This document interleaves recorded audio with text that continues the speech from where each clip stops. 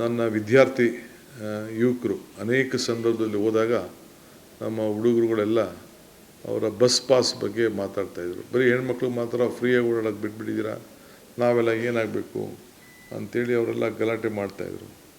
ಅದಕ್ಕೆ ಇವತ್ತು ನಾವು ಅದಕ್ಕೊಂದು ಹೊಸ ಹೆಸರನ್ನು ಕೊಟ್ಟಿದ್ದೇನೆ. ಬಟ್ ಅದನ್ನು ಹೇಳ್ತೀನಿ, ನಾನು ಹೊಸ ಹೆಸರೇನು ಅನ್ನೋದು ನಿಮಗೆ ಅದು ಇನಾಗ್ರೇಟ್ ಮಾಡೋದು ದಿನ ನಾನು ಹೇಳ್ತೀನಿ. ಸೊ ಇವತ್ತು ಎಲ್ಲ ವಿದ್ಯಾರ್ಥಿಗಳು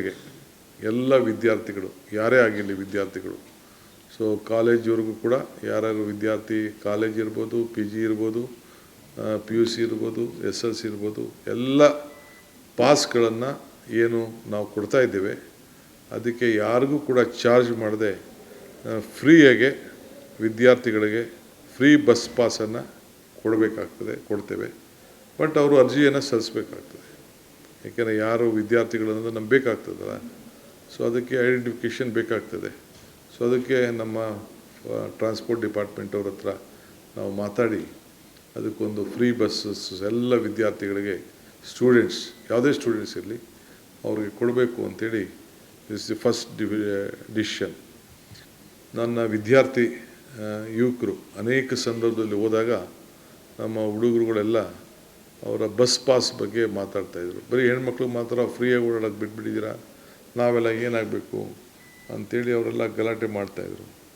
ಅದಕ್ಕೆ ಇವತ್ತು ನಾವು ಅದಕ್ಕೊಂದು ಹೊಸ ಹೆಸರನ್ನು ಕೊಟ್ಟಿದ್ದೇನೆ.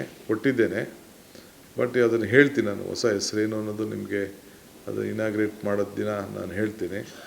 ಸೊ ಇವತ್ತು ಎಲ್ಲ ವಿದ್ಯಾರ್ಥಿಗಳು ಯಾರೇ ಆಗಿರಲಿ ವಿದ್ಯಾರ್ಥಿಗಳು, ಸೊ ಕಾಲೇಜ್ವರೆಗೂ ಕೂಡ ಯಾರ್ಯಾರು ವಿದ್ಯಾರ್ಥಿ, ಕಾಲೇಜ್ ಇರ್ಬೋದು, PG ಇರ್ಬೋದು, PUC ಇರ್ಬೋದು, SLC ಇರ್ಬೋದು, ಎಲ್ಲ ಪಾಸ್ಗಳನ್ನು ಏನು ನಾವು ಕೊಡ್ತಾಯಿದ್ದೇವೆ ಅದಕ್ಕೆ ಯಾರಿಗೂ ಕೂಡ ಚಾರ್ಜ್ ಮಾಡದೆ ಫ್ರೀಯಾಗೆ ವಿದ್ಯಾರ್ಥಿಗಳಿಗೆ ಫ್ರೀ ಬಸ್ ಪಾಸನ್ನು ಕೊಡ್ತೇವೆ. ಬಟ್ ಅವರು ಅರ್ಜಿಯನ್ನು ಸಲ್ಲಿಸಬೇಕಾಗ್ತದೆ. ಯಾಕೆಂದರೆ ಯಾರು ವಿದ್ಯಾರ್ಥಿಗಳನ್ನೋದು ನಮ್ಗೆ ಬೇಕಾಗ್ತದಲ್ಲ, ಸೊ ಅದಕ್ಕೆ ಐಡೆಂಟಿಫಿಕೇಷನ್ ಬೇಕಾಗ್ತದೆ. ಸೊ ಅದಕ್ಕೆ ನಮ್ಮ ಟ್ರಾನ್ಸ್ಪೋರ್ಟ್ ಡಿಪಾರ್ಟ್ಮೆಂಟ್ ಅವ್ರ ಹತ್ರ ನಾವು ಮಾತಾಡಿ ಅದಕ್ಕೊಂದು ಫ್ರೀ ಬಸ್ಸಸ್ ಎಲ್ಲ ವಿದ್ಯಾರ್ಥಿಗಳಿಗೆ, ಸ್ಟೂಡೆಂಟ್ಸ್ ಯಾವುದೇ ಸ್ಟೂಡೆಂಟ್ಸ್ ಇರಲಿ ಅವ್ರಿಗೆ ಕೊಡಬೇಕು ಅಂಥೇಳಿ ದಿಸ್ ದಿ ಫಸ್ಟ್ ಡಿಸಿಷನ್.